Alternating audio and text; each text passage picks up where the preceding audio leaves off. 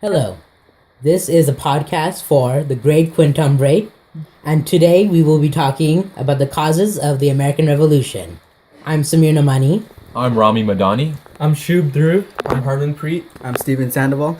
And the first cause of the American Revolution is the prevention of expansion for the American colonists.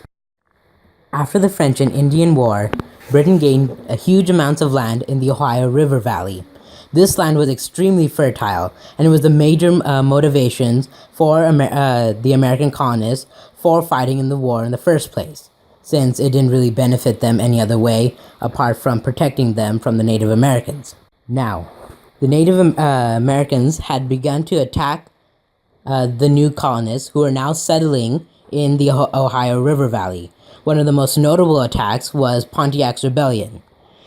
And so, due to such attacks, the British Parliament decided that it was necessary to bound the colonists to the Atlantic seaboard.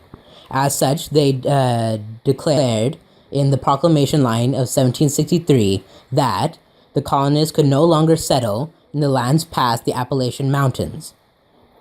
The rest of the land was reserved for Native Americans. This angered the colonists because, as one might imagine, they had the only reason that they had fought in the war was for that land, and now their whole motivation was being taken away from them. This and other reasons would provide kindling for the American Revolution. Following the end of the 7 Years' War, many taxes were enforced on colonists and British counterparts alike, though colonists were taxed more than their counterparts back in Britain. The Stamp Act forced colonists to get a stamp on paper that confirmed that they paid their taxes in full. The Molasses Act and Sugar Act alike taxed molasses and sugar imports, respectively. The Townshend Act was a series of taxes that taxed specific imports such as tea, which will be explained later on. With the colonists paying more taxes than their counterparts in Britain, one would think they would have more parliamentary representation. However, that is not true, as they receive less parliamentary representation than their counterparts. Parliament argued that they will always have the colonists in mind when passing legislation, but it couldn't be further from the truth. This is known as virtual representation. Taxes on tea but gave tea monopoly to Britishers, and that was absolutely unacceptable for the colonists and led to the worsening of the British and colonial American relations. Through these laws, the Britishers were encroaching on colonists' ideals of self-rule, which is also one of the causes of the revolution. Parliamentary interference involved the Britishers inserting their own political representatives into colonial legislature. This was a direct attack on the colonists' long-held tradition of self-rule, and this was a direct threat to the colonists' way of life. Several groups had formed in opposition of British rule. The Sons of Liberty were one of these groups, led by Samuel Adams, which used violent methods such as tar and feathering in form of protest. One of the accomplishments of the Sons of Liberty was the Boston Tea Party, which was opposition to the British placing a monopoly on their tea. The other group was the Daughters of Liberty, which were made up of females who supported British boycotts and created homemade goods. To organize all of these resistance, the Massachusetts Circular Letter was sent out, which was a framework of letters which brought together many revolutionary people. This led to the Committee of Correspondence, which was a system of letters between colonies which strengthened unity and would develop into governing structures. Enlightenment thinkers influenced colonists to protest against British rule. These thinkers led to colonists challenging British traditional authority as well as placing in individualism.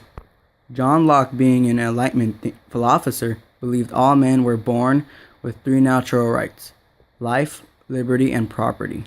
Voltaire advocated for the freedom of speech and religion.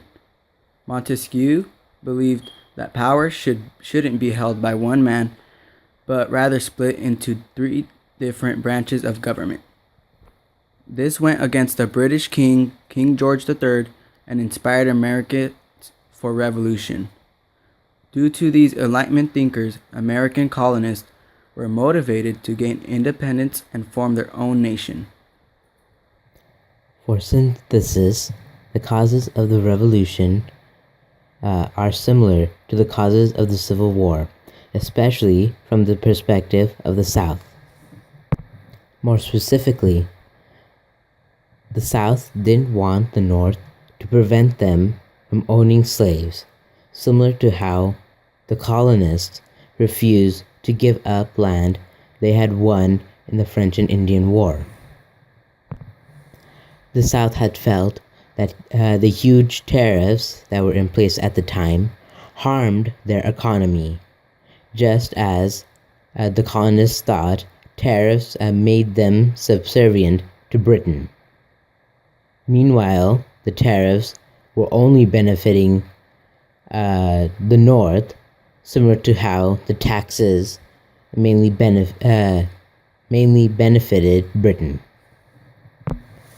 Finally, the South also thought the federal government was needlessly interfering in the Southern way of life, similar to how the colonists felt that the British Parliament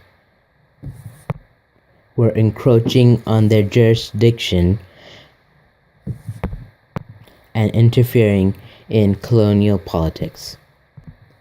The comparison is significant as it shows how different perspectives shape the way we view historical events later on in history. Next, we will be talking about a significant historical document from this time period. Published in 1776, Common Sense, written by Thomas Paine, challenged the authority of the British government in colonial America. For a century prior, America had been controlled by Great Britain. When this book was written, George III was king and imposed heavy regulations and taxes on American colonists. This was a motivation for Paine to write his work. He argued 2 main points in Common Sense, those being independence from England and the creation of a democratic republic. Paine used plain language to speak to the common people of America. The purpose of his work was to rally support from colonists to challenge Great Britain and ask for independence. This was significant because it was the first work to openly ask for more independence from Great Britain, and as a result, it caused more colonists to join the revolutionary cause. Ultimately, Thomas Paine's Common Sense has had a lasting impression on American history and likely led to the form of government we have today. Paine expressed his ideas clearly and is one of the main causes of the American Revolution. The prevention of colonial expansion past the Appalachians, the excessive taxes placed on the colonists, parliamentary interference, the revolutionary groups, and Enlightenment all were factors that contributed to colonial frustration towards Great Britain. The success of the American Revolution was a huge shock to the rest of the globe. This is because it was the first time that a daughter colony was able to successfully overthrow its mercantilist mother colony. The success of the American Revolution also served as a successful blueprint for many other revolutions to follow. The Haitian Revolution, the French Revolution, and the revolutions of Latin America all succeeded as a result of being inspired from this American Revolution.